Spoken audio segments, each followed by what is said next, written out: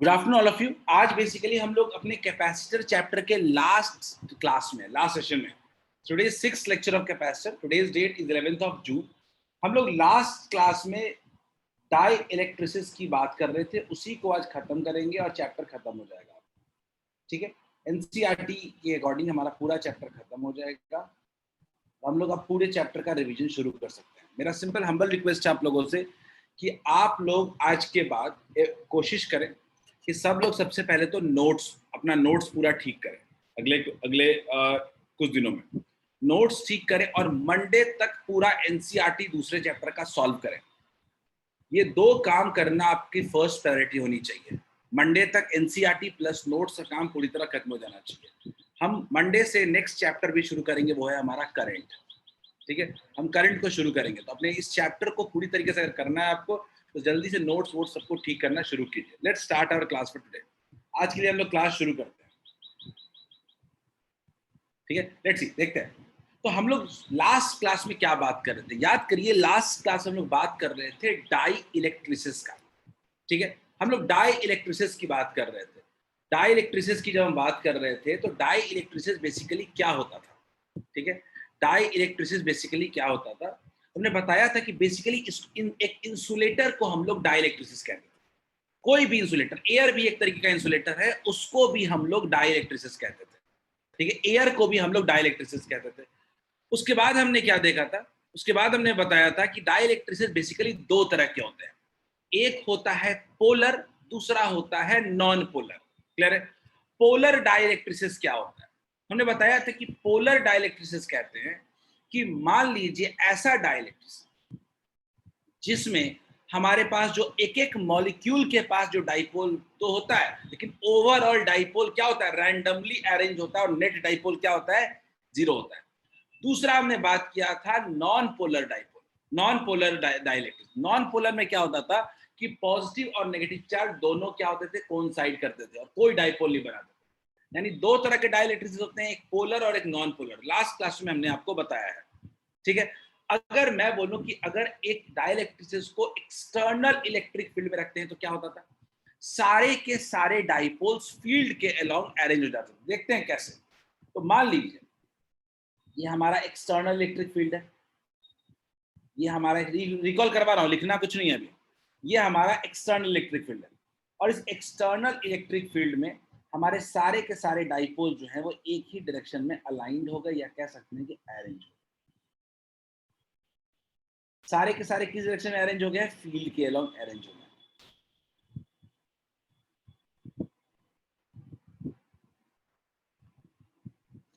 सारे के सारे हमारे डाइइलेक्ट्रिसिस फील्ड के अलोंग अपने आप अरेंज हो जाते हैं।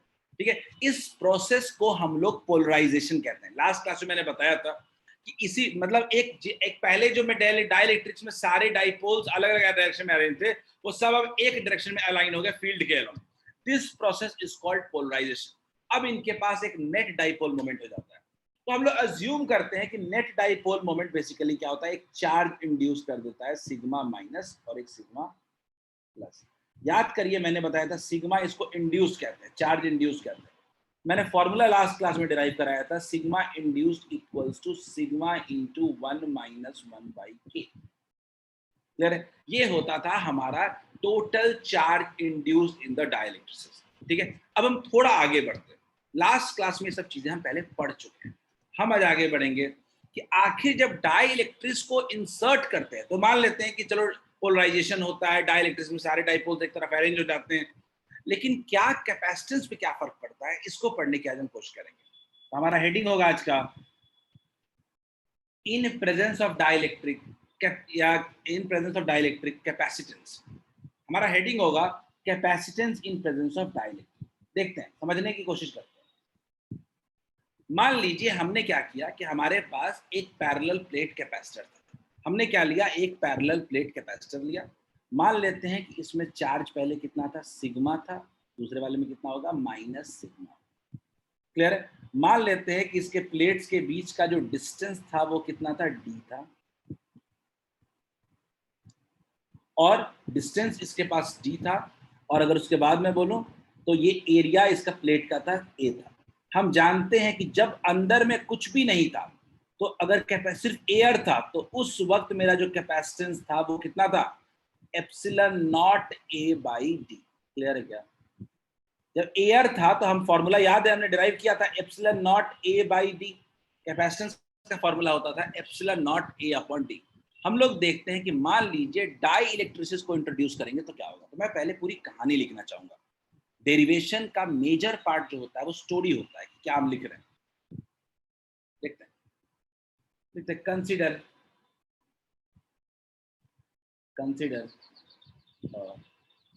Parallel plate capacitor, parallel plate capacitor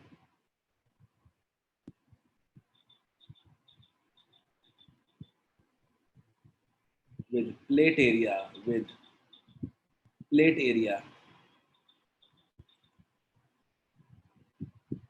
area A and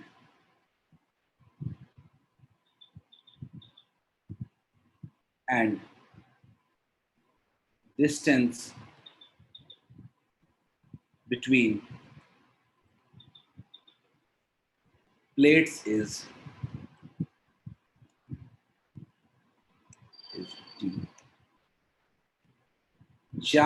D. Charge density on each plate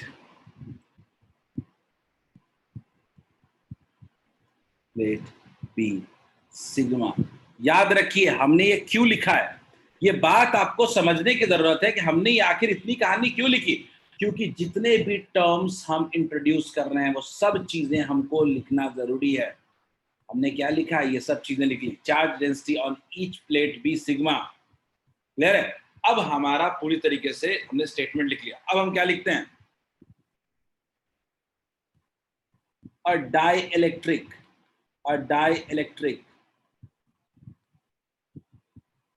is introduced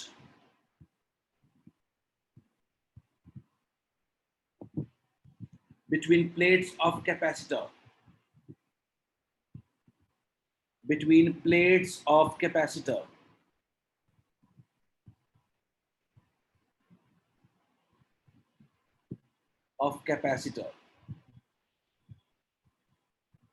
और डाई इलेक्ट्रिसिस को ऐसा इंट्रोड्यूस किया है कि दोनों प्लेट के रीजन में 100% एरिया को ये फिल कर रहा है, यानी कंप्लीटली फिल्ड। ये क्या हम किसकी बात कर रहे हैं, जब ये डाई इलेक्ट्रिक कंप्लीटली फिल कर रहा है, कंप्लीटली फिल्ड। मैं हेडिंग में लिख देता हूं कंप्लीटली फिल्ड, बहुत इंपॉर्टेंट वर्ड है ये, completely filled. Dielectric is introduced between the plates of capacitor, completely filled the space. पूरे स्पेस को कंप्लीटली इसने फिल कर दिया। अब अगर इंट्रोड्यूस किया तो सबसे बड़ी जो बात होती है कि हमारा फील्ड कितना होगा, हम फील्ड को लेके हम लास्ट क्लास में पढ़ चुके थे कि जो फील्ड होता है इनसाइड में जो फील्ड होता है वो क्या होता है, sigma upon K epsilon not. जो फील्ड होता है वो क्या होता है, sigma upon K epsilon naught. तो हम क्या लिखते हैं सबसे पहले,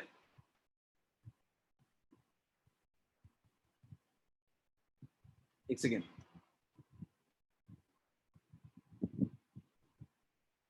E इक्वल्स टू कितना होगा, फील्ड इक्वल्स टू होगा sigma upon K epsilon naught. ये फील्ड क्या होगा, फील्ड होगा between the plates of capacitor के बीच में फील्ड होगा sigma by K epsilon naught. तो यहीं पे अपना आता है potential equals to field into distance. तो पोटेंशियल फील्ड इनटू डिस्टेंस होगा तो क्या हो जाएगा, sigma upon K epsilon naught into distance. ये पोटेंशियल डिफरेंस क्या है हमारा, potential difference between the plates of capacitor. लिखते हैं हम लोग पोटेंशियल डिफरेंस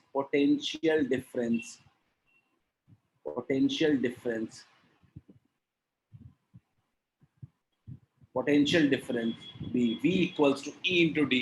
तो v इक्वल्स टू कितना हो गया, field into distance E into D. दोनों प्लेट के बीच का पोटेंशियल डिफरेंस कितना हो जाएगा, E इंटू डी। मेरे को क्या निकालना है, potential difference between two plates. तो पोटेंशियल डिफरेंस कितना होता है, अगर मैं बोलूं कि potential difference between the two plates कितना होगा, तो क्या लिखेंगे, V equals to sigma by K epsilon not into D. Sigma by K epsilon not into D हमने लिख लिया। अब याद कीजिए कैपेसिटेंस, याद कीजिए कैपेसिटेंस क्या होगा। कैपेसिटेंस मीडियम के साथ कैपेसिटेंस क्या होता है, तो मैंने कैपेसिटेंस को नाम दिया सी डैश। मीडियम के साथ क्या नाम दिया, C dash will be equals to Q upon V. Q को क्या कह सकते हैं, क्यू को कह सकते हैं sigma into area. Charge sigma क्या होता है, चार्ज अपॉन एरिया होता है। Sigma into area divided by potential difference, sigma D by K epsilon not. Sigma sigma cancel हो गया, क्या बन गया, K times epsilon not A by D. तो क्या हम ये कह सकते हैं कि जो मेरा सी डैश आया है मीडियम में, वो कुछ नहीं के टाइम्स इनिशियल सी आया है। यानी मीडियम के इंट्रोड्यूस करने की वजह से क्या फर्क पड़ेगा, कैपेसिटेंस मेरा के टाइम्स इंक्रीज कर जा रहा है। बोलिए इज इट क्लियर, क्या हमारा कैपेसिटेंस के टाइम्स इंक्रीज कर जा रहा है। Is this clear to all of you. क्या हम ये कह सकते हैं कि हमारा जो अभी कैपेसिटेंस होगा डाइलेक्ट्रिक के इंट्रोड्यूस करने के बाद वो के टाइम्स बढ़ जा रहा है। बोलिए, पहले था हमारा एयर में सी जो था वो क्या था, epsilon not A by D, लेकिन अब कितना है, के times epsilon not A by D. क्या ये सबको क्लियर है।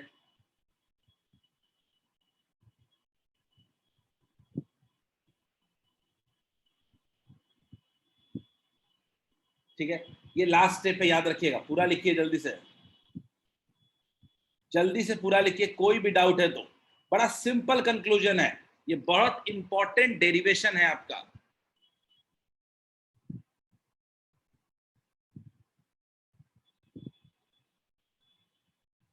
Is it clear Roshan, Roshan clear है, आर्यन।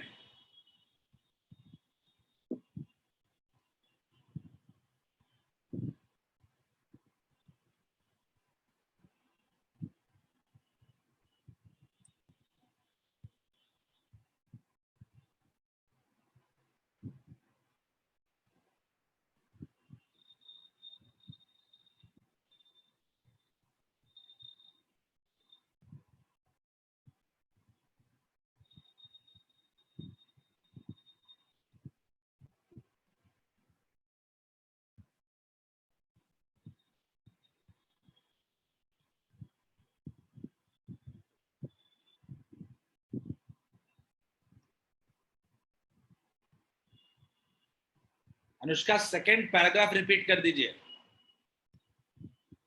अनुष्का, मैंने बड़े सिंपल वर्ड्स में कहा कि हम लोग इस जो कैपेसिटर के बीच का स्पेस है, कैपेसिटर के बीच का स्पेस है, उसमें एक डाई इलेक्ट्रिक को फिल कर दे रहे हैं। डाई इलेक्ट्रिक को फिल कर दिया, कंप्लीटली फिल कर दिया, उसको पूरी तरह से डाई इलेक्ट्रिक इंसर्ट कर दिया। तो हमने क्या देखा कि इलेक्ट्रिक फील्ड कितना आया, हमने क्या देखा कि इलेक्ट्रिक फील्ड कितना आया, इलेक्ट्रिक फील्ड हमारा आया, एक सेकंड में जाइए,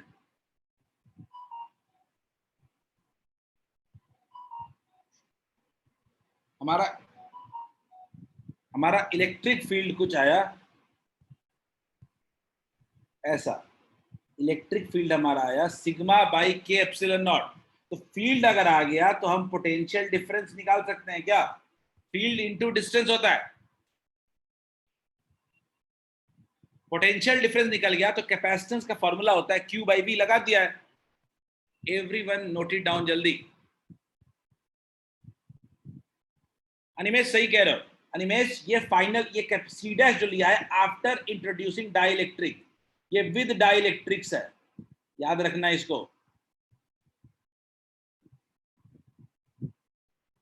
हमने यहाँ विद डाइलेक्ट्रिक्स, वो के टाइम्स विदाउट डाइलेक्ट्रिक्स होता है।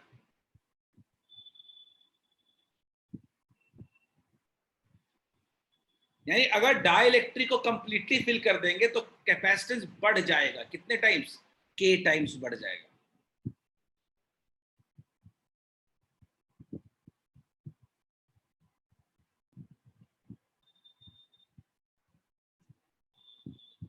गाइस पहला तो ये मैं आप लोगों को सिंपल वार्निंग दे रहा हूँ, क्लास के अगर 2 मिनट बाद अगर कोई भी आते हो, meeting will be closed, no कोई एंटर नहीं कर पाएगा मीटिंग के पास। आज मैंने एंट्री करने दी है, but try to be on time class में।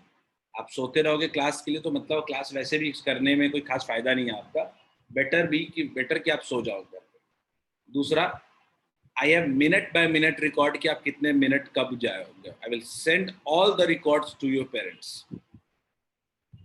There is no network connection. Network connection का भी रिपोर्ट अलग होता है, रिकॉर्ड अलग होता है।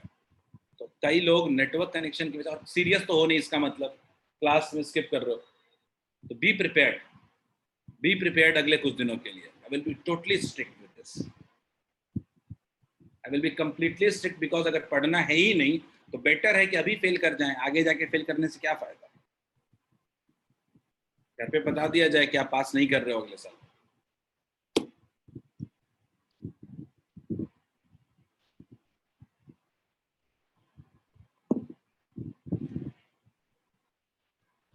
तो इस टॉपिक का हमारा कंक्लूजन यही है कि जो कैपेसिटेंस डाइलेक्ट्रिक के इंट्रोड्यूस करने के बाद कैपेसिटेंस के टाइम्स बढ़ जाता है।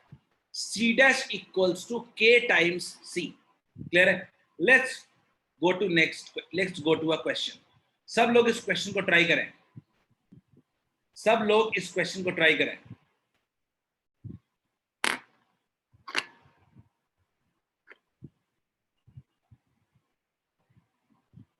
Everyone try this question. Divyanshu सही है, वेरी गुड, वेरी गुड। दीक्षा सही है, वेरी गुड।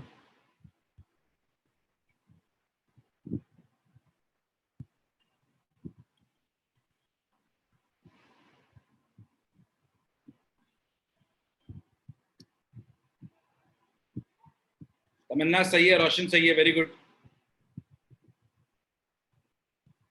हाँ देवांशु ठीक है, कोई नहीं, लिख लिया था तो ठीक ही किया।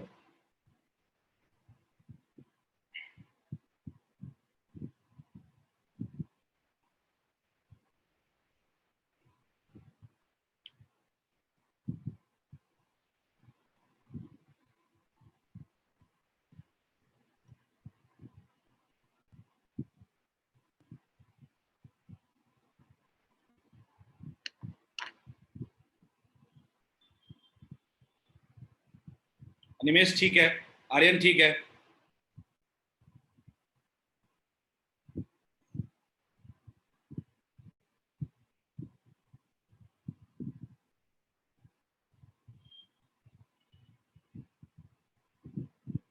Very good. अभी तक काफी रिप्लाई आ चुके हैं, 7 लोगों ने सही आंसर दिया है। Still many people have not responded.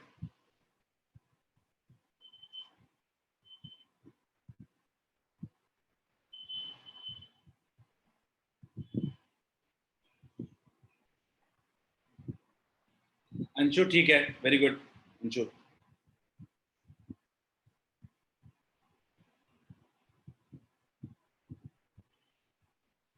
Himansh very good.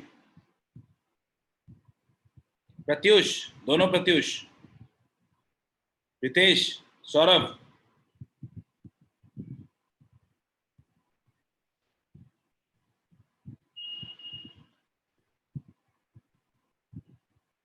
Anushka सही है।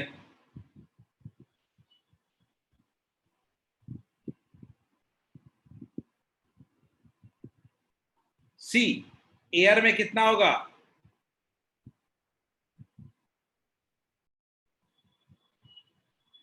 और मीडियम में कितना है? मीडियम में 110।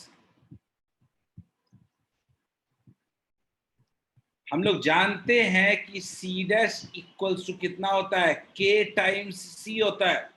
तो के इक्वल्स टू कितना होगा? सी डैश बाई सी कितना हो गया 110/50 कितना हो गया 2.2 आ रहा है क्या सब लोग? क्या 2.2 आ रहा है क्या? Good. Tamanna, is it clear? Nikhil, clear है? हर्षित? Yes sir, clear.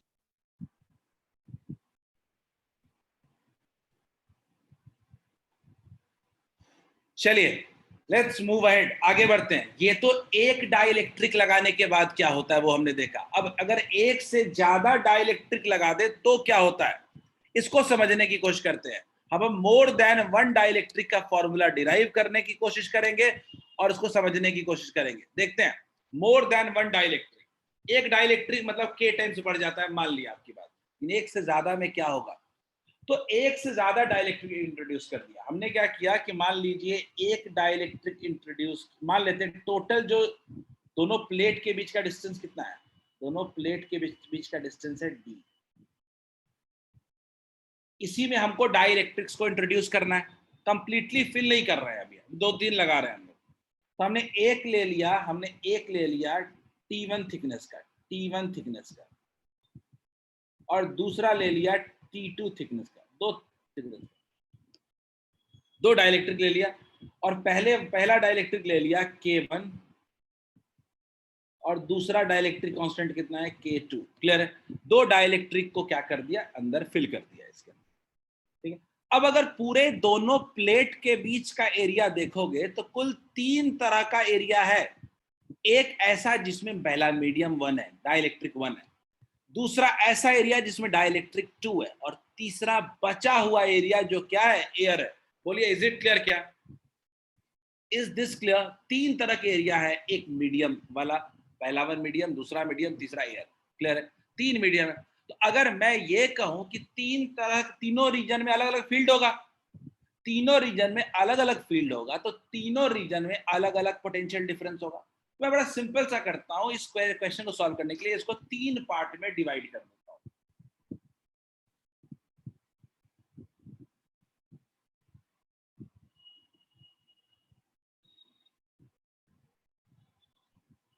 देखते हैं, हम इसको कुल मिला के 3 पार्ट में डिवाइड कर देते हैं। पहला लेते हैं मीडियम 1,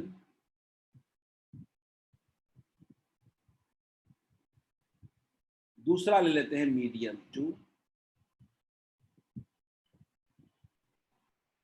और तीसरा पार्ट हम लोग ले लेते हैं एयर। ठीक बात? एयर का मतलब वैक्यूम, खाली जगह कह सकते हैं। ठीक है, अब मैं कह रहा हूं कि मीडियम 1 का पहले मुझे बताओ थिकनेस कितना है, T1 है क्या? मीडियम 2 का थिकनेस कितना है, T2 है क्या? और अगर कोई पूछे कि एयर का थिकनेस कितना है तो क्या कहोगे, D minus T1 minus T2। बचा हुआ सारा का सारा T1 T2 के अलावा जो है वो क्या है, एयर है। क्या इसमें किसी को दिक्कत है क्या? मैंने बोला कि पहला मीडियम T1 थिकनेस का है, दूसरा मीडियम T2 थिकनेस का दिया हुआ है, तीसरा मीडियम बचा हुआ स्पेस, बचा वाला थिकनेस। क्लियर है क्या? तो ऐसा समझो कि इसके अंदर 3 चीजें हैं, मीडियम 1, मीडियम 2 और एयर। अब मीडियम 1 में फील्ड कितना होगा, तो याद कीजिए डाइलेक्ट्रिक में फील्ड का फॉर्मूला हम जानते हैं। फील्ड अगर मैं 1 की बात करूं, फील्ड इन 1 कितना हो जाएगा, सिग्मा तो सब में सेम ही है, सिग्मा मान लेते हैं, सिग्मा और माइनस सिग्मा, तो sigma upon K1 epsilon not. अगर मैं दूसरे मीडियम में फील्ड देखूं तो कितना हो जाएगा, sigma by K2 epsilon not. और अगर मैं एयर की बात करूं, एयर में तो बहुत क्लियर होता है ना, सिग्मा बाई एप्सिलॉन नॉट। कोई दिक्कत है क्या? बोलिए कोई दिक्कत है क्या इसमें? एनीवन, इसमें किसी को कोई दिक्कत है तो बताइए।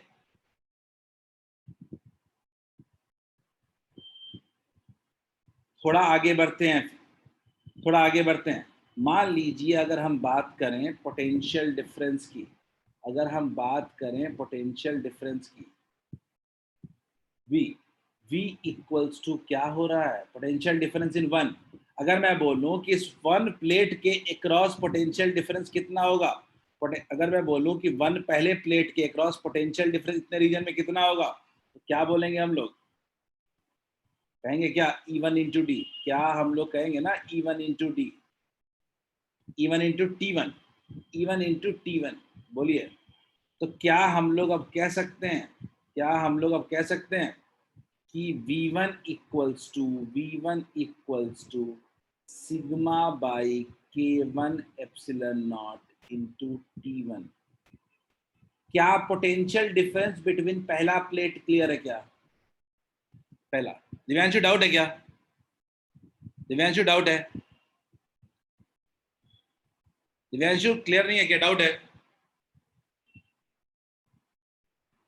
ओके चलिए, तो पहला वाला रीजन समझ में आ गया क्या, पहले वाले रीजन प्लेट के अक्रॉस पोटेंशियल डिफरेंस समझ में आ गया। अब दूसरा देखते हैं।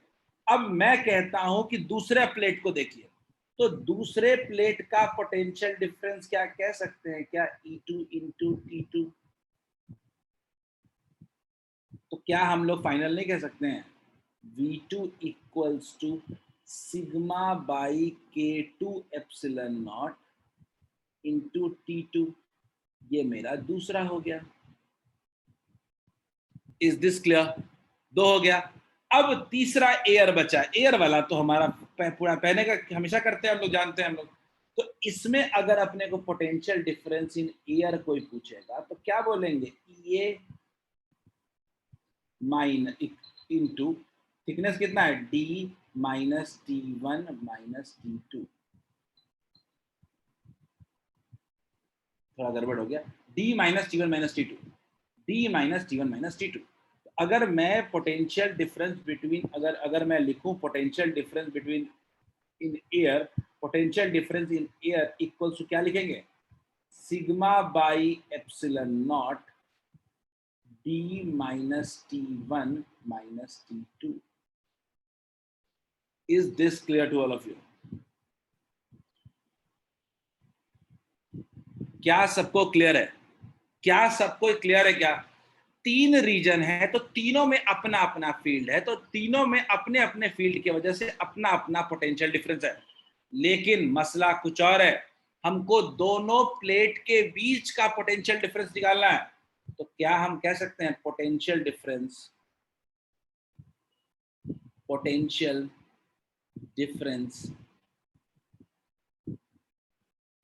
between plates of capacitor, between plates of capacitor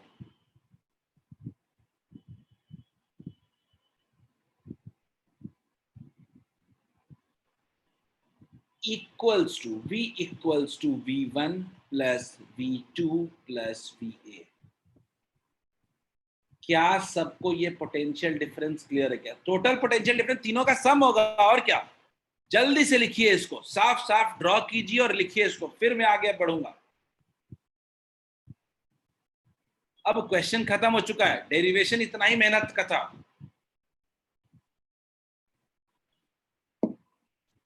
कहीं कोई दिक्कत हो पूछिए।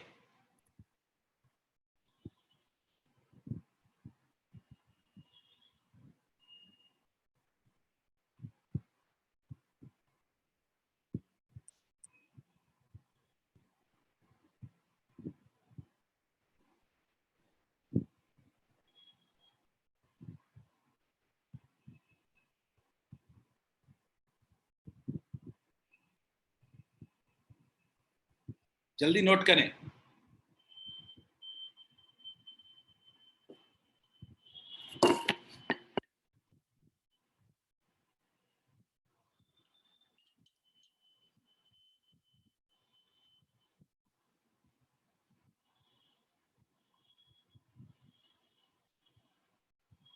निमेश, अगर आप समझने की कोशिश करेंगे तो शायद याद नहीं रखना पड़ेगा। दिक्कत बात ये है कि पहला चैप्टर में उतना डेरिवेशन जितना पूरे अपने सिलेबस में नहीं है आपके, तो पहला चैप्टर सिर्फ डेरिवेशन के लिए ही है इसमें, आगे आपको इतने डेरिवेशन नहीं। लेकिन लेकिन बड़ी सिंपल सी बात है कि डेरिवेशन से क्वेश्चन सबसे ज्यादा आते हैं। डेरिवेशन डायरेक्टली क्वेश्चन के फॉर्म में आता है, और मैं आपको यहाँ पे प्रोसेस समझाने की कोशिश कर रहा हूँ कि याद करने की कोशिश कर रहे हैं अगर आप, then you are going wrong way, आप गलत रास्ता चुन रहे हैं अपने लिए।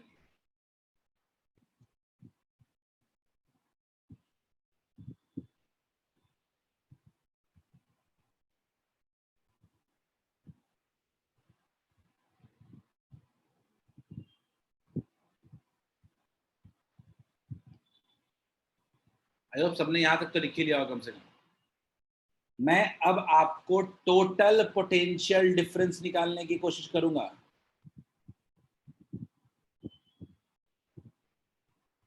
सबकी वैल्यू पुट करते हैं ना, तो इतना तो मानोगे कि सब में सिग्मा बाई एप्सिलन नॉट तो है ही, इतना तो मान लेते हैं ना, दिख रहा है ना अपने को, तो कॉमन ले लेते हैं, तो क्या हो जाएगा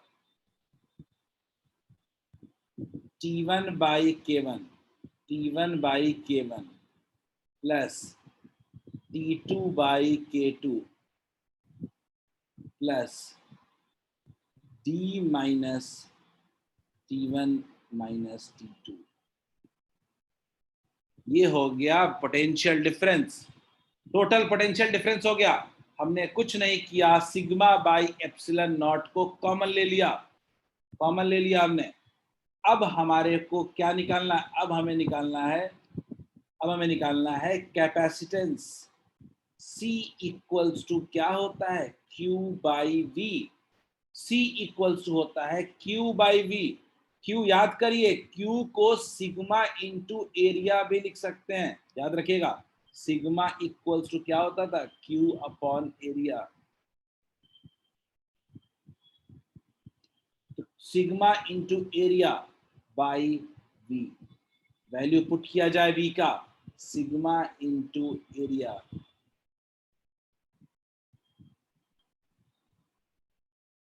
V कितना होगा, sigma by epsilon naught T1 by K1 plus T2 by K2 plus D minus T1 minus T2। Sigma sigma cancel हो गया, सिग्मा सिग्मा कैंसिल हो गया, देखिएगा ये एप्सिलन नॉट ऊपर चला जाएगा। तो फाइनल फॉर्मूला जो बना है वो बहुत ही इंटरेस्टिंग है, epsilon naught A by T1 by K1 plus T2 by K2 plus D, एक सेकेंड, डेरिवेशन ऐसा है जो एकदम याद रहता है हमारा, D minus T1 minus T2।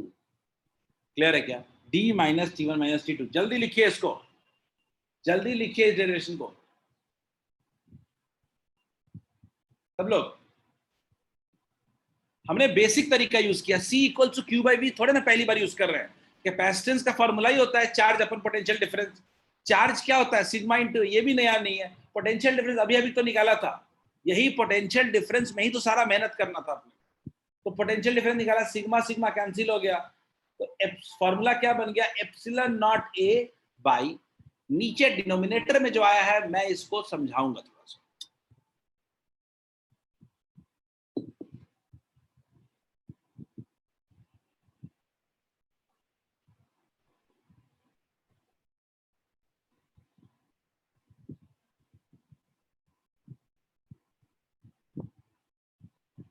जल्दी लिखें इसको।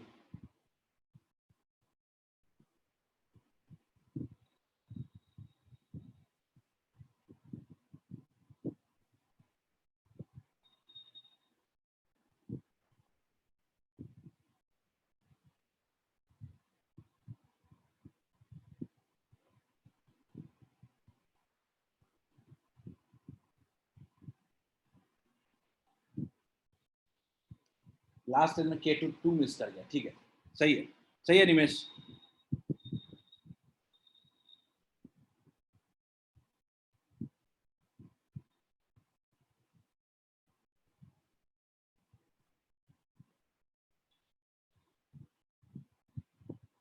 वो एप्सिलॉन नॉट ए ऊपर में है, नीचे का डिनोमिनेटर एक एक करके समझने की कोशिश करते हैं।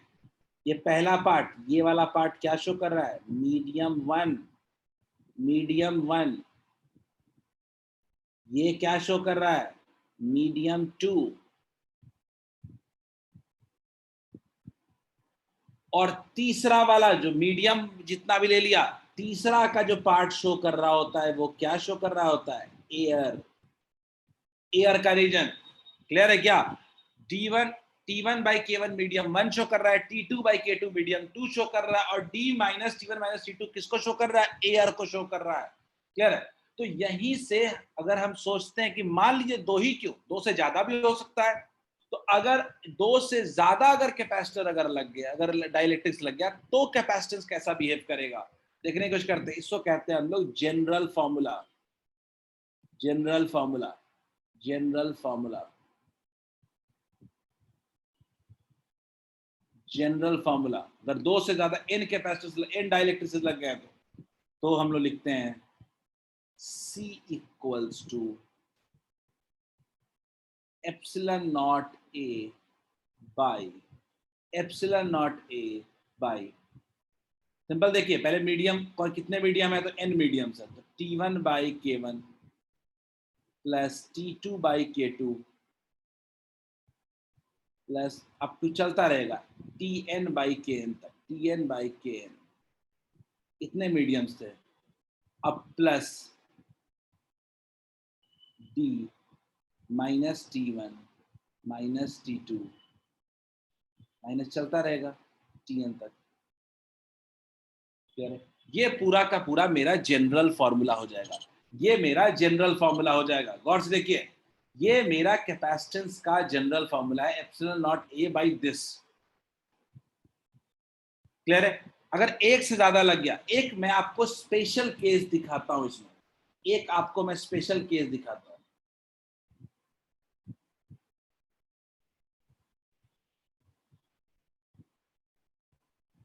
मान लीजिए आप कंप्लीटली एक ही मीडियम से फिल कर दे रहे हैं, कंप्लीटली आपने क्या किया है? एक ही मीडियम से फिल कर दिया, मतलब एक मीडियम लिया जिसका थिकनेस कितना हो गया? D के बराबर हो गया है, और पूरा का पूरा हमने फिल कर दिया किससे? पूरा का पूरा हमने फिल कर दिया डाइलेक्ट्रिक कांस्टेंट K से, मान लीजिए। तो क्या होगा? तो T क्या हो गया? D हो गया। तो क्या लिखेंगे? कैपेसिटेंस इक्वल टू क्या लिखेंगे?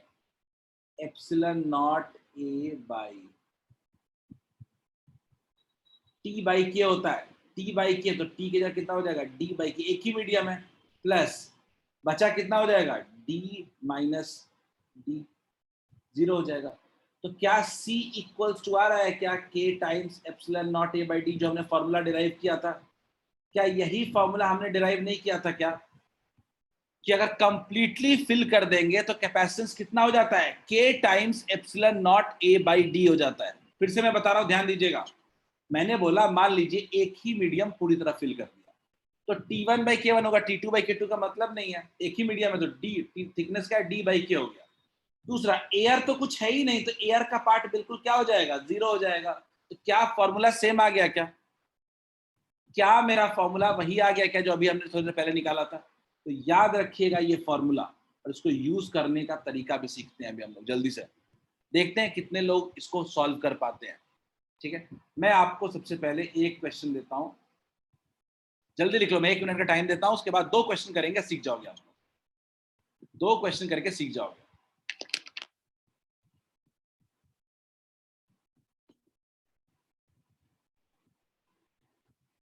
याद रखना, D minus T1 minus T2 air का पार्ट है, एयर नहीं होगा तो जीरो हो जाएगा।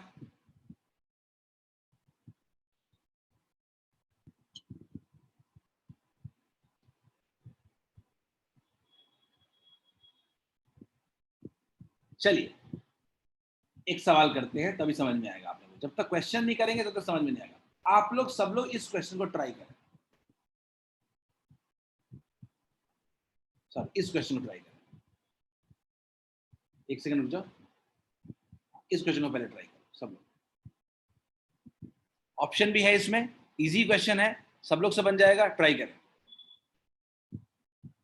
दो मीडियम है,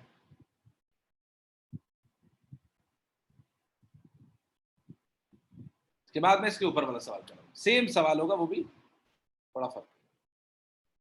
अब एकदम फॉर्मूला लगाने की तरफ फोकस करें, अपना फोकस फॉर्मूला पे रखें आप।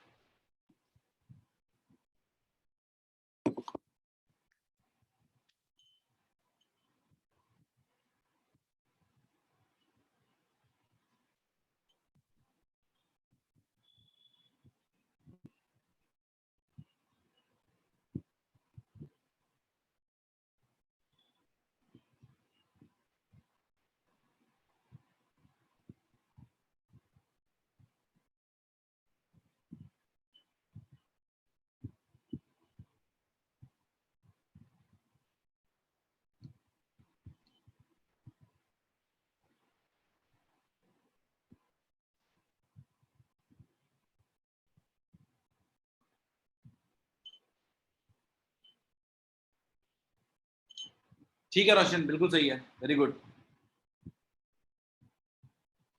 एकदम फॉर्मूला लगाने पे फोकस करें आप। आप लिखें कौन सा मीडियम है, आप लिखें पहला मीडियम का थिकनेस कितना है,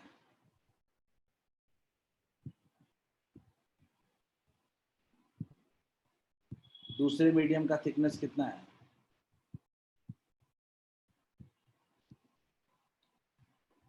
रोशन, अनुष्का, अनिमेश तीनों का सही है।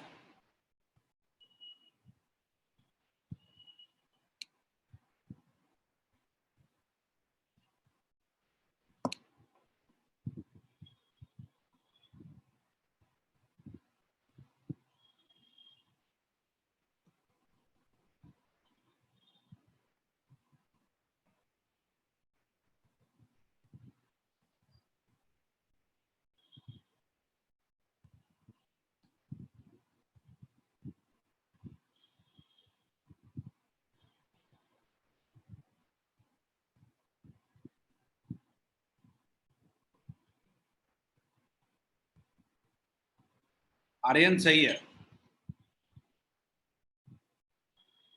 सबको अपना फॉर्मूला प्रैक्टिस करना है पहले। तो कैपेसिटेंस का फॉर्मूला कितना है, epsilon not A by T1 by K1। तो पहले वाले का थिकनेस कितना है, D/2 है, प्लस दूसरा कितना है, D/2K2।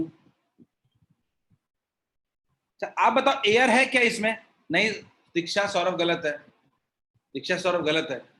क्या एयर है क्या, मेरा सवाल सुनो ध्यान से, क्या इसमें एयर है क्या, मैं सबसे सवाल पूछ रहा हूं, इज देयर एनी एयर वाला पार्ट। एयर अगर नहीं है तो क्या वो अपने आप उसके बाद वाला जो D-T1-T2 वाला जीरो कर देंगे क्या, दिमागी क्यों लगाएंगे, D-D/2 करोगे वैसे भी जीरो आएगा। फाइनल जो एयर है ही नहीं तो वो पार्ट क्या हो गया, जीरो हो गया। अब क्या भेजेंगे हम लोग, epsilon not A by D/2 common ले रहे हैं, क्या लिखेंगे, 1/K1 प्लस 1/K2 हो गया। सॉल्व करते हैं, 2 ऊपर चला जाएगा, epsilon not A by D, और ये सॉल्व करके कितना आया, K1 K2 वाला क्या आया, क्या K1 plus K2 by K1 K2, final कितना आ गया, 2 epsilon not A K1 K2 by D into K1 plus K2। Is it clear.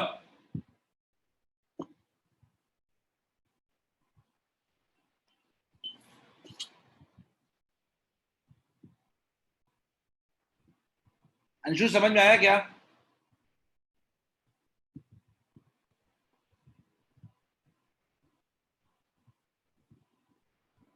Anshu देखिए क्या ये समझ में आया, मैंने सीधा सीधा फॉर्मूला लगाया है, मैंने बोला दो लगे हुए हैं ना, दो दो दो डायरेक्ट्रिक से लगे हुए हैं, डी आधा डिस्टेंस पे D/2 का दो K1 K2 का लगा हुआ है, यूज कर लिया। क्या इसी पे बेस आप एक और सवाल कर लोगे क्या? एक और क्वेश्चन दे रहा हूं, आप सबको इसी पे बेस करना है. Everyone try this, try another question. Hope सबको ये समझ में आ गया होगा.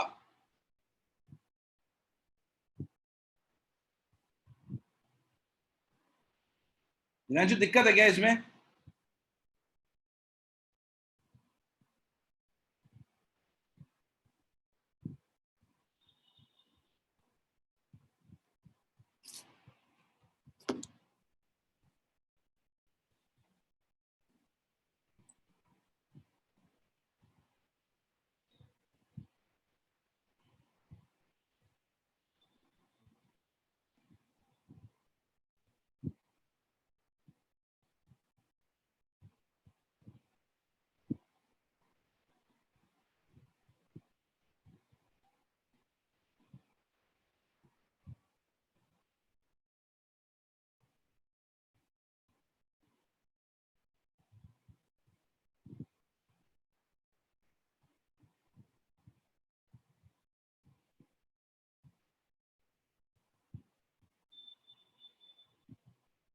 चलो आई थिंक लिख लिया होगा दिव्यांशु. ट्राई करो. आपको लगेगा कि सेम क्वेश्चन है बट थोड़ा फर्क है. d/2 नहीं है.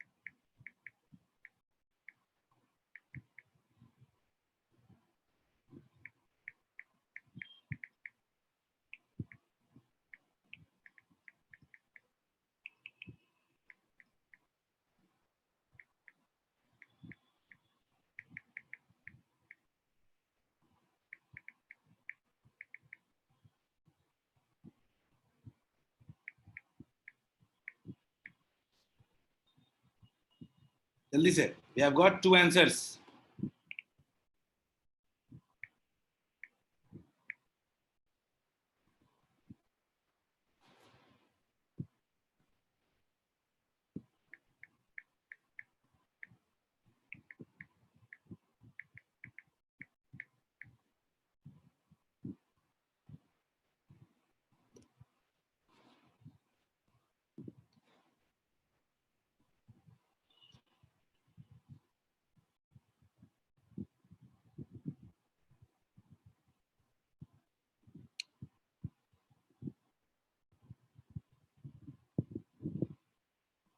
जल्दी, लेट्स सी.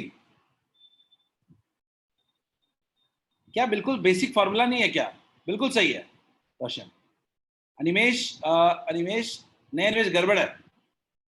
अनिमेश गलत है. दिव्यांशु गलत है. D1 आपने एयर का कोई स्पेस ही नहीं लिया है. नहीं नहीं सॉरी, एयर का कोई स्पेस नहीं. ठीक है, एयर का कोई स्पेस नहीं है. ठीक है, मान लिया मान लिया मान लिया. ठीक है रोशन, एयर का कोई स्पेस नहीं है ना. आपने आपका एक्चुअली गलत है. एयर नहीं है. ठीक है. एक्चुअली देखो बात क्या है ना, एयर तो नहीं है. डी जो है वो D1 प्लस D2 के इक्वल. सही बात कह रहे हो.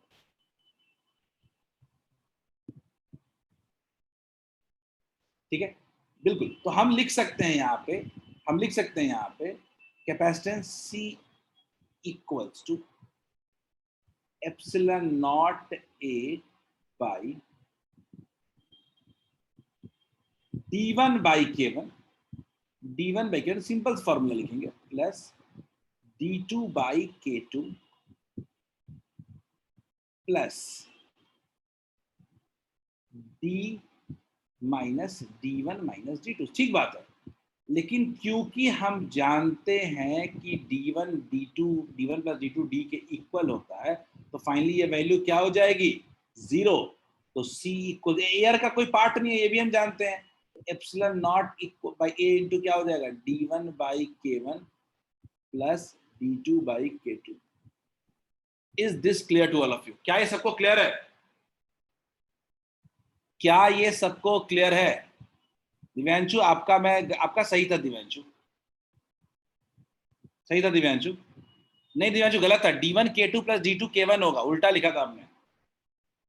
क्या ये क्लियर है? इसको सॉल्व अगर करोगे तो कितना हो जाएगा, एप्सिलॉन नॉट इंटू ए, नीचे एलसीएम ले लो तो कितना हो जाएगा, k1 k2, तो d1 k2 plus d2 k1, तो फाइनल सॉल्व करने के बाद कितना आया, k1 k2 into epsilon not A divided by d1 k2 plus d2 k1। क्या ये क्लियर है सबको? क्या ये प्रोसेस क्लियर है? क्या ये सिंपल स्टेप नहीं है क्या?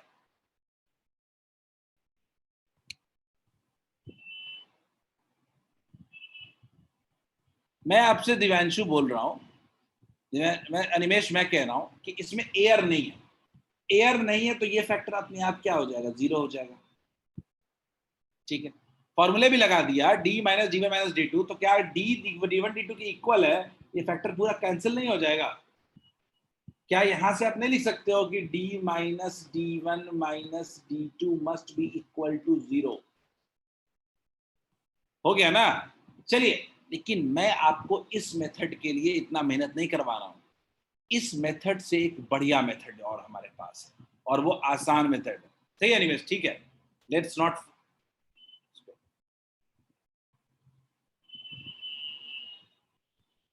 हाँ ठीक है, चलिए हम आगे बढ़ते हैं अपने एक अलग मेथड से, दूसरे मेथड से, जो कि बहुत ही इंपॉर्टेंट पॉइंट है। रोशन लिख नहीं रहा है, लेकिन फिगर भी तो दिया है ना रोशन, रोशन मैं बोल रहा हूं फिगर भी तो दिया है ना। रोशन लिख नहीं रहा है कि एयर नहीं है, लेकिन फिगर में भी तो फील्ड है ना पूरा। चलिए आगे देखते हैं, हम लोग अपने दूसरे मेथड की तरफ जंप करते हैं। दूसरे मेथड मेरा ये कहता है कि हम डाई इलेक्ट्रिक के हर एक रीजन को एक कैपेसिटेंस मान लेते हैं। डाई इलेक्ट्रिक के हर एक रीजन को हम लोग एक कैपेसिटेंस मान लेते हैं, और अगर हर रीजन को कैपेसिटेंस मान लें तो उस हिसाब से अगर देखें, मान लेते हैं ऊपर वाले को मान लिया हमने C1 और नीचे वाले को मान लिया हमने C2। तो अगर उस लिहाज से देखें तो क्या हम कह सकते हैं क्या कि A और B के बीच कुल मिला के 2 कैपेसिटर सीरीज में लगे हुए हैं, C1 और C2? क्या हम ऐसा कह सकते हैं क्या कि A और B के बीच 2 कैपेसिटर जो है वो सीरीज में लगा हुआ है? मैं आसान मेथड की तरफ जा रहा हूं जो आगे आपको बहुत काम आएगा। क्या हम लिख सकते हैं क्या कि A और B के बीच 2 कैपेसिटर जो है वो सीरीज में लगा हुआ है? हमने क्या किया, हर रीजन को एक कैपेसिटर मान लिया। अब एक एक करके देखते हैं, पहले रीजन का देखते हैं। C1 इक्वल्स टू, याद रखिएगा डाई इलेक्ट्रिक में कैपेसिटेंस का फॉर्मूला क्या होता है, K times epsilon not A by D। तो K टाइम्स, तो K इसका K कितना होगा, K1 एप्सिलॉन नॉट, एरिया तो एक ही रहेगा, सेम ही रह सबका, A अपॉन डिस्टेंस कितना है D1। अगर मैं बात करूं C2 कितना होगा, इसका कितना है K2 epsilon not A by D2। Clear है? अब कुल मिला के दोनों कैपेसिटर सीरीज में है, तो सीरीज का सी इक्विवेलेंट निकालने का तरीका याद है ना? बोलिए, 1 by C equivalent equals to कितना होता है, 1 by C1 plus 1 by C2। याद है? तो 1 बाई सी इक्विवेलेंट, अगर दोनों का इक्विवेलेंट कैपेसिटेंस निकालने तो कितना हो जाएगा, 1 बाई C1 कितना हो जाएगा, D by K1 into epsilon not A plus D by K2 into epsilon not A. Solve कर लेते हैं। 1 by C equivalent equals to 1 by epsilon not into A. Common ले लेते हैं, क्या हो जाएगा? D by K1 plus D by K2। Very good. देखते हैं तो क्या हम लोग फाइनल C इक्विवेलेंट लिख सकते हैं क्या? C equivalent equals to epsil, उल्टा रेसिप्रोकल कर देते हैं, epsilon not A by D by K1 plus D by K2। क्या आपको सेम फॉर्मूला आ गया क्या? लॉजिक देखो क्या कह रहा हूं, देखो हम बस इतना कहते हैं कि जितने डाई इलेक्ट्रिक वाले रीजन है उनको एक कैपेसिटर मान लो। अब खुद देख लो यहाँ पे कैपेसिटर कैसे लगा हुआ है, सीरीज में लगा हुआ है क्या? तो C1 और C2 मान लिया है, तो C1 C2 सीरीज में है। अच्छा, किसी मीडियम का कैपेसिटेंस होता क्या है? K times epsilon not A by D होता था क्या? लगा दिया, C1 का लगा दिया, C2 का निकाल लिया, C इक्विवेलेंट निकाल लिया। क्या ये क्वेश्चन हो जाएगा इस तरह से? ये जो मैं मेथड बता रहा हूं ये ज्यादा इंपॉर्टेंट मेथड है पिछले वाले से। हम एक क्वेश्चन इस पे करेंगे और एक क्वेश्चन होमवर्क दूंगा, जल्दी लिख लें सब लोग। कोई दिक्कत है तो पूछिए। दो तरीका है अपने पास, एक तरीका है ये फॉर्मूला वाला, दूसरा आसान और बड़े क्वेश्चन का तरीका है ये।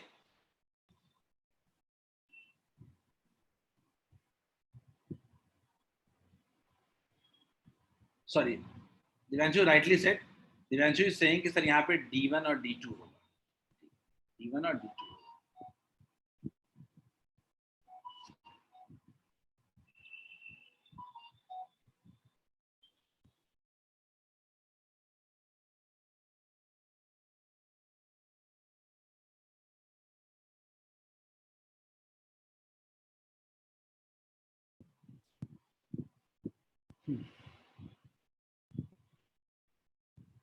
अनिमेश ने बोला कौन सा? अनिमेश, मेरा प्रेफरेबल मेथड ये रहेगा, सीरीज पैरेलल वाला।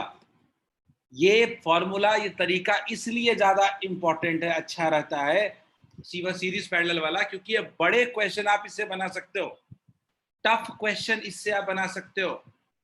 खाली आपको नाम देना है और सीरीज पैरेलल देखना है, फिर तो काम आसान हो गया आपका। लॉजिक से कभी फॉर्मूला याद नहीं रहेगा, फिर भी आप क्वेश्चन गलत नहीं करोगे कभी डायलेक्ट्रिक्स वाले, यही खासियत है। सीबीएसई में खूब आता है इसमें क्वेश्चन, सीबीएसई का फेवरेट टॉपिक है बोर्ड्स का। चलो एक इस लॉजिक के साथ एक और क्वेश्चन करने की कोशिश करते हैं, इसको ट्राई, देखो इसको, बिल्कुल मैं कह रहा हूं फॉर्मूला नहीं लगाना है, कैपेसिटेंस मानो और सीरीज पैरेलल देखो क्या हो रहा है। Try this.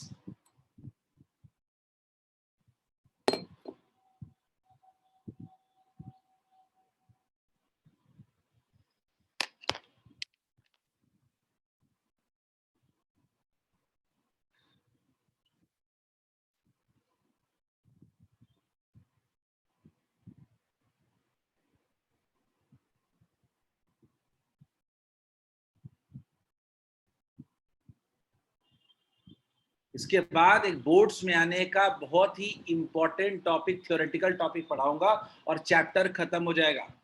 15-20 मिनट का टॉपिक है, उसके बाद हमारा चैप्टर पूरी तरह समाप्त हो जाएगा। इस क्वेश्चन के बाद करेंगे उसको।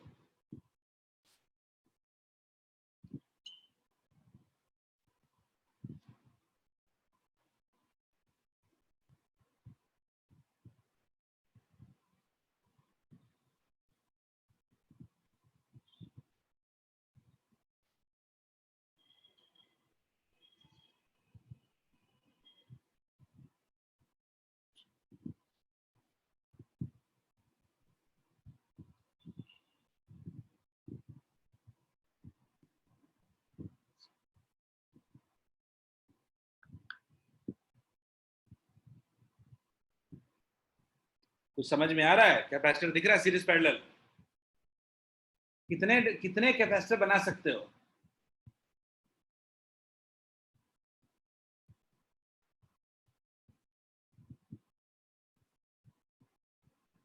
कितने कैपेसिटर बना सकते हो?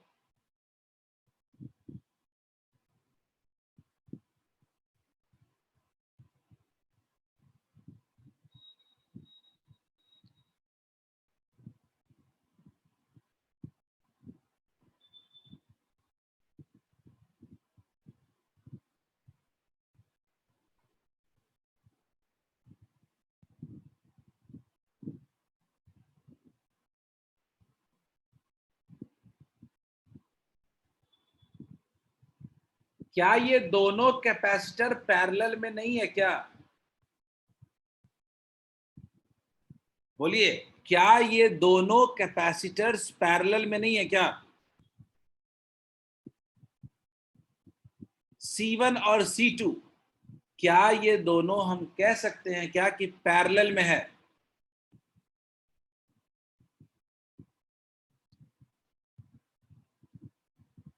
C1 और C2 दोनों कैपेसिटर पैरेलल में है। C1 देखिए, C1 कितना होगा? K1 times epsilon not, area कितना है? A1, और D कितना है? D तो D ही रहेगा, D दिया हुआ है। C2 कितना है? K2 times epsilon not A2 by D। अच्छा, पैरेलल है तो C इक्विवेलेंट कितना हो जाएगा? C1 plus C2। कहाँ D1 होगा निखिल? D1 डिस्टेंस तो दोनों के बीच दिया हुआ है, शायद आपको क्लियर नहीं दिख रहा है वहां पे। डिस्टेंस जो है वो दोनों प्लेट के बीच दिया हुआ है D। डिस्टेंस दोनों का दिया हुआ है D। क्लियर है? तो कितना हो जाएगा? ऐड कर देंगे दोनों को, epsilon not by D common ले लेते हैं, क्या हो जाएगा?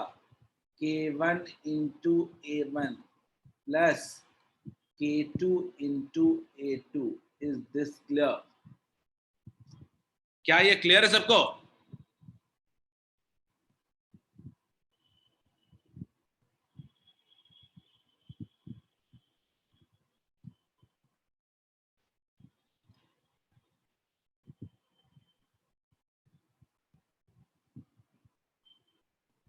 क्या ये सबको क्लियर है?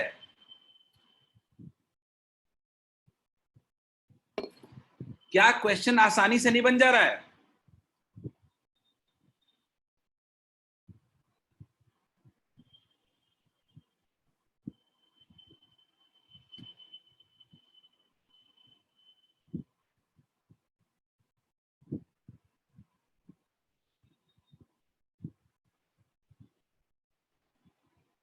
चलिए आगे बढ़ते हैं। क्या इसमें भी नहीं बना लोगे?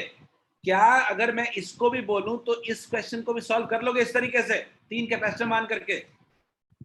सब लोग इसको घर पे ट्राई करेंगे, और घर पे ट्राई करके मेरे को चैट में भेजो पर्सनली।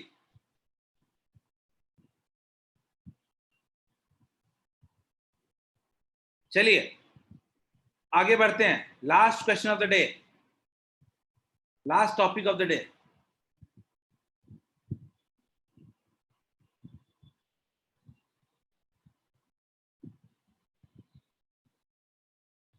चलिए, बहुत इंपॉर्टेंट टॉपिक है और एग्जाम के लिए बहुत ही रेलेवेंट टॉपिक भी है। ठीक है, समझने की कोशिश करते हैं। मान लीजिए एक डाइलेक्ट्रिक है, डाइलेक्ट्रिक है, डाइलेक्ट्रिक कह रहा हूं, एक सिंपल पैरेलल प्लेट कैपेसिटर है, और उसको आप बैटरी से कनेक्टेड किए। ठीक है, बैटरी से कनेक्टेड किया, और मान लो आप उसमें बैटरी लगा हुआ है और आप उसमें डाइलेक्ट्रिक को इंट्रोड्यूस कर रहे हो या इंसर्ट कर रहे हो, तो क्या होगा? डाई इलेक्ट्रिक को अगर इंसर्ट करोगे तो क्या होगा? तो मैं क्या कह रहा हूं कि बैटरी कनेक्टेड है। मुझे कोई बता सकता है बैटरी का काम क्या होता है? What is the use of battery? वो कोई मुझे क्लास में बताएगा क्या what is the use of battery? एक बोला है, दिव्यांशु ने बोला है चार्ज ट्रांसफर करना, अनिमेश ने बोला है पोटेंशियल डिफरेंस, आर्यन ने बोला है क्रिएट पोटेंशियल डिफरेंस। देखो दिव्यांशु, याद रखना कि बैटरी का काम दोनों है। लेकिन बैटरी का जो सबसे इंपॉर्टेंट काम है वो है कि दो पॉइंट के बीच पोटेंशियल डिफरेंस मेंटेन करना। मान लीजिए अगर बैटरी कनेक्टेड है तो आप कुछ भी कर लो, बैटरी अगर कनेक्टेड है तो आप कुछ भी कर लो, पोटेंशियल डिफरेंस तो सेम ही रहेगा, वो चेंज नहीं होगा। मैं दो पॉइंट के ऊपर बैटरी लगा दूं, चाहे कुछ भी कर लोगे अब उसके अक्रॉस पोटेंशियल डिफरेंस थोड़ा ना बदलेगा। तो यहीं पे हमारा बड़ा इंपॉर्टेंट पॉइंट आता है कि when battery is connected, when battery is connected, potential difference, potential difference across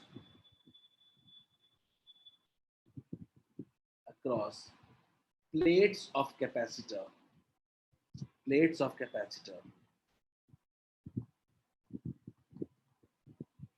remain constant.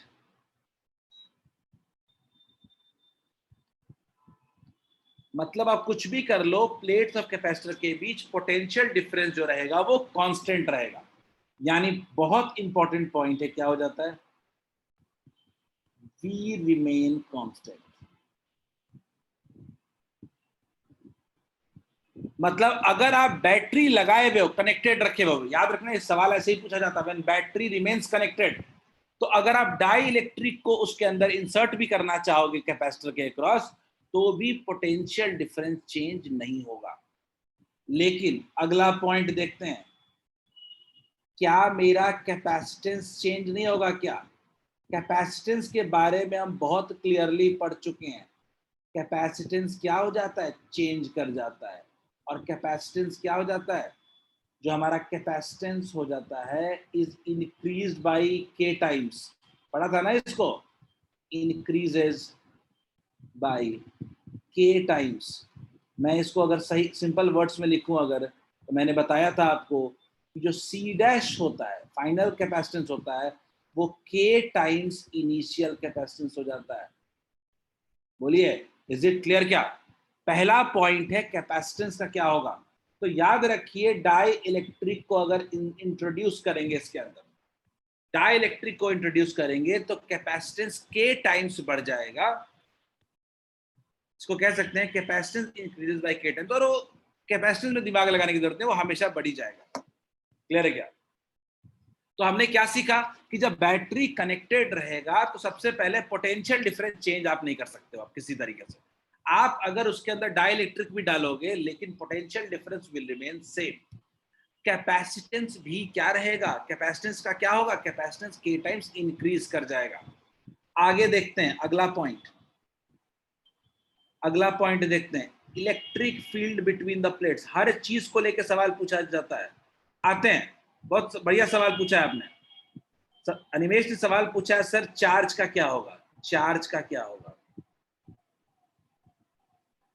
Charge होता क्या है कैपेसिटर? इस कैपेसिटर में अगर कोई पूछे कि चार्ज कितना होता है, तो मैं चार्ज को लेकर कहता हूं कि मेरा चार्ज का फॉर्मूला होता है Q इक्वल्स टू होता है C इंटू V। सीधा सीधा। अब मैं कह रहा हूं कि मेरा V चेंज नहीं हो रहा है, लेकिन मेरा C बढ़ जा रहा है। तो अगर मैं बोलूं मेरा फाइनल चार्ज, अगर मैं बोलूं मेरा फाइनल चार्ज डाई इलेक्ट्रिक के इंसर्ट करने के बाद देखें तो कितना हो जाएगा? C टाइम्स V हो जाएगा, which is equal to K times C into V। यानी मैं कह सकता हूं कि हमारा जो Q है वो भी कितना हो गया है? K Q डैश जो है वो भी कितना हो गया है? K टाइम्स Q हो गया है। यानी हमारा चार्ज इंक्रीज कर गया। बोलिए, याद रहेगा ये बहुत इंपॉर्टेंट पॉइंट है। मैं स्टार मार्क लगाते जा रहा हूं जो इंपॉर्टेंट है। हमारा सब क्या हुआ? हमारा V सेम रहेगा लेकिन हमारा C बढ़ जाएगा और हमारा Q भी बढ़ जाएगा। चार्ज भी हमारा इंक्रीज कर गया। ये हमारा पहला पॉइंट है। अगला पॉइंट आता है हमारा, अगला पॉइंट आता है हमारा energy, energy stored, energy stored, energy stored. अच्छा, एनर्जी स्टोर्ड का फॉर्मूला क्या होता है? थोड़ा देखने की कोशिश करो। एनर्जी स्टोर्ड का फॉर्मूला होता है हाफ CV स्क्वायर। अब आप खुद सोचो कि आपका V तो चलो चेंज नहीं कर रहा है, लेकिन C अगर बढ़ेगा तो क्या एनर्जी स्टोर्ड भी नहीं बढ़ जाएगा? तो क्या आप ये नहीं कह सकते हो कि U dash equals to C बढ़ रहा है तो K टाइम्स U हो जाएगा, U डैश एनर्जी स्टोर्ड भी बढ़ जाएगा। बोलिए, तो क्या आप ये नहीं कह सकते कि आपका एनर्जी स्टोर्ड भी इंक्रीज कर गया? आखिरी पॉइंट जो पोटेंशियल डिफरेंस से आएगा, अगला पॉइंट देखते हैं, electric field between plates. Electric field between plates, याद रखिएगा इलेक्ट्रिक फील्ड का फॉर्मूला V इंटू डी होता है, सॉरी उल्टा,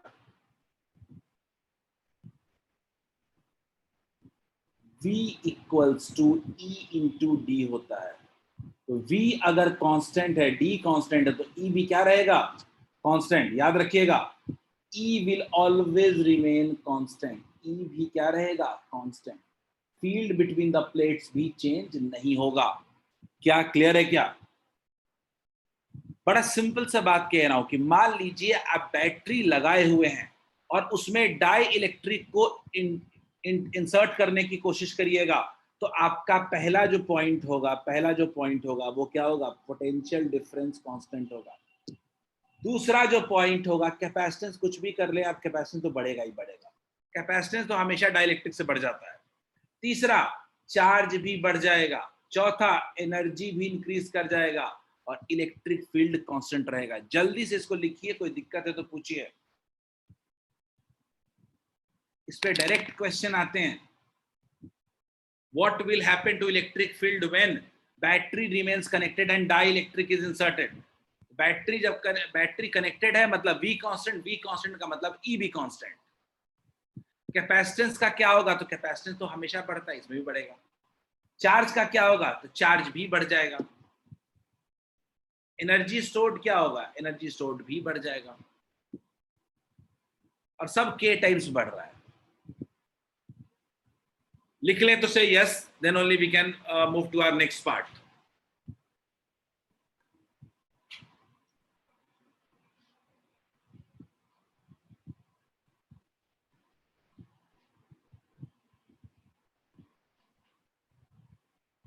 अगले वाले पार्ट में सारा आंसर आपको खुद ही देना होगा, रिवाइज हो जाएगा अगले वाले में।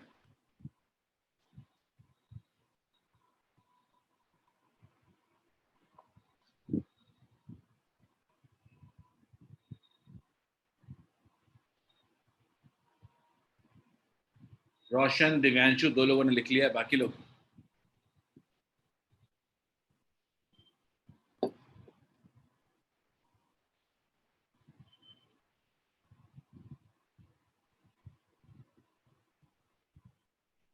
हो गया? निखिल,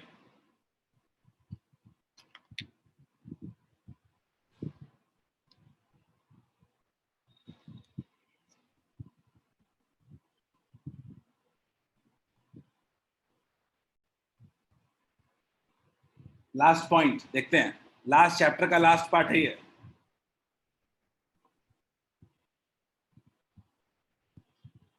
अब मैं क्या कर रहा हूं? बैटरी को डिस्कनेक्ट कर दे रहा हूं।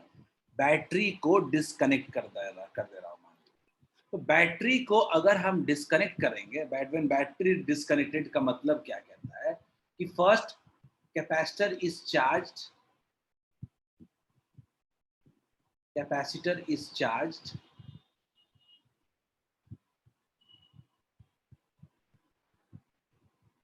Then battery remove. ऐसा नहीं कि बैटरी लगाया ही नहीं है, बैटरी पहले चार्ज किया then remove, then battery remove, then battery disconnect. Clear? तो हमने क्या किया कि बैटरी से कैपेसिटर को पहले चार्ज किया और फिर उसके बाद बैटरी हटा दिया। तो अब बताओ क्या कांस्टेंट रहेगा? अब बताओ, आप बताओ कि अब कौन सी चीज ऐसी रहेगी जो चेंज नहीं करेगी? एनीवन, कोई बताना चाहेगा कि अब बैटरी में, अब कैपेसिटर में ऐसा कौन सा चीज है जो चेंज नहीं करेगा? अनिमेश सेइंग कैपेसिटेंस, मैं कह रहा हूं कि पहले बैटरी को चार्ज किया है और चार्ज करके हमने बैटरी को हटा दिया है, तो क्या चीज ऐसा है जो चेंज नहीं करेगा? रोशन ठीक है, और कोई ऐसा कौन सा फैक्टर है जो चेंज नहीं करेगा? Aryan very good, Animesh very good, Divyanshu very good. भाई इतने बार शब्द यूज कर रहा हूं, चार्ज कर दिया और हटा दिया, तो भाई अब चार्ज देने वाला कोई है क्या? नहीं। तो सबसे बड़ा चीज इसमें होगा, जब बैटरी आपने डिस्कनेक्ट कर दिया तो आपका चार्ज अब कांस्टेंट हो गया। पहला पॉइंट आ गया आपका, charge remains constant on the plates of capacitor. कुछ भी कर लीजिए, चार्ज चेंज नहीं होगा। इंपॉर्टेंट पॉइंट है, लिख लिया जाए, charge will remain constant, will remain constant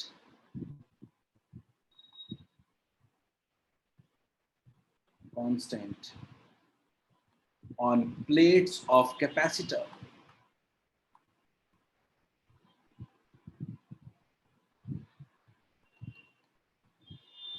done, पहला पॉइंट हो गया।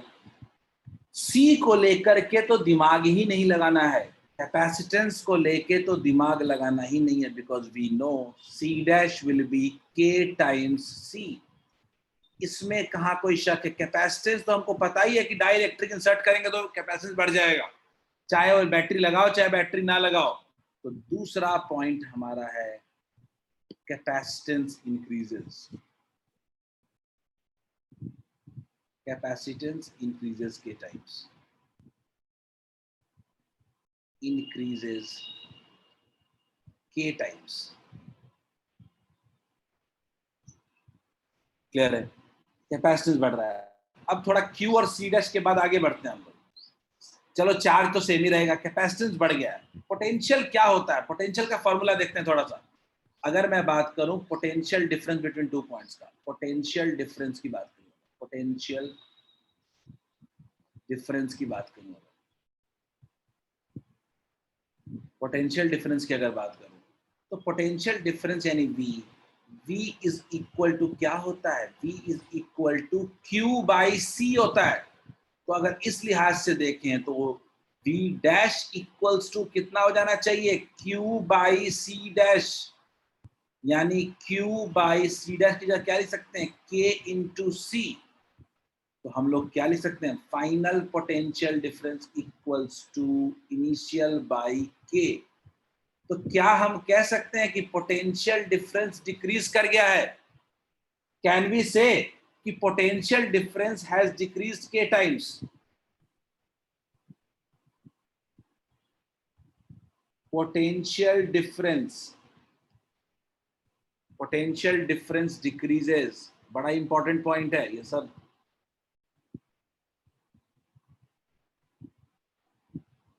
Is this clear? Potential difference के बाद क्यों ना अगला electric field between the plates देख लिया जाए। पोटेंशियल डिफरेंस के साथ साथ ही हो जाएगा electric field between the plates, between the plates. अगर electric field between the plates देखें तो E into E equals to क्या होता था? V by D. तो इस लिहाज से अगर देखें तो E डैश इक्वल्स टू कितना होगा? E dash equals to V dash by D. इसका मतलब कि E डैश इक्वल्स टू कितना हो जाएगा? E dash equals to E by K. V dash की जगह V बाई के नहीं पुट कर देंगे तो फाइनली हम कह सकते हैं कि हमारा इलेक्ट्रिक फील्ड भी डिक्रीज कर गया है, हमारा इलेक्ट्रिक फील्ड भी डिक्रीज कर गया है। यानी इस केस में हमारा कैपेसिटेंस तो बढ़ा है लेकिन पोटेंशियल डिफरेंस फील्ड दोनों डिक्रीज कर गया है। और लास्ट पॉइंट आते हैं, वो है एनर्जी स्टोर्ड।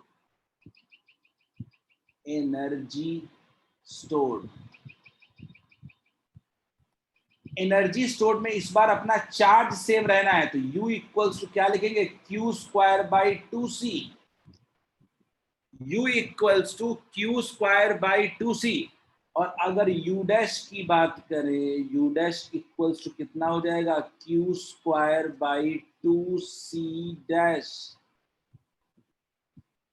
C डैश मतलब क्या, सी कैपेसिटेंस तो बढ़ा है ना, अगर कैपेसिटेंस बढ़ा है तो एनर्जी क्या हो जाएगा, घट जाएगा, हमारा एनर्जी स्टोर डिक्रीज कर जाएगा। तो फाइनल लाइन लिखते हैं हम लोग, U dash equals to U by K, ये हमारा एनर्जी स्टोर है। ये भी कह सकते हैं एनर्जी स्टोर डिक्रीजेस। बोलिए क्लियर है क्या, इज दिस क्लियर?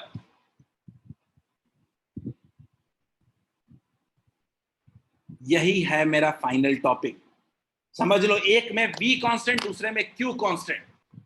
कैपेसिटेंस तो दोनों में बढ़ेगा हर हाल में, एक में इसमें क्या होगा, इसमें पोटेंशियल डिफरेंस क्या हो जा रहा है, decrease, field decrease, energy decrease, सब कुछ डिक्रीज।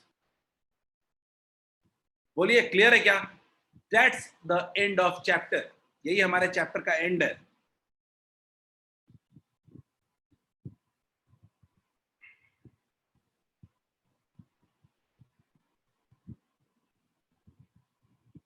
आज शाम में वर्कशीट का एक डिस्कशन है जो हमने दिया था, लोगों ने अटेम्प्ट किया है, वर्कशीट के डिस्कशन में जरूर आए। चलिए दैट्स इट फॉर टुडे, आज के लिए इतना ही। Have a nice day. हमारा चैप्टर खत्म हो गया है, अगले दिन हम लोग करंट शुरू करेंगे। Next day we will start current.